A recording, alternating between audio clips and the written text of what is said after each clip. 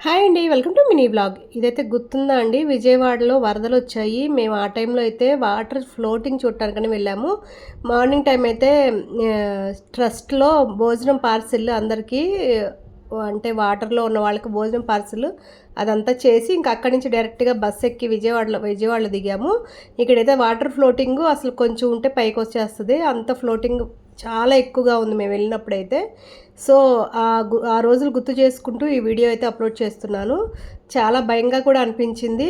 కానీ వాటర్ అన్నీ వస్తుంటే ఒక పక్క హ్యాపీగా, ఓ పక్క ఇంకొంచెం ఎక్కువొస్తే ఇదంతా మునిగిపోతుంది కదా అన్న ఇదితో అదైతే చాలా సేపు చూసాము. ఇంకా వారధి మీద నుంచి వస్తుంటే జస్ట్ కొంచెం అక్కడ గోడ గనక కట్టకుండా ఉన్నట్టయితే చాలా ఇళ్ళు మునిగిపోయాయి.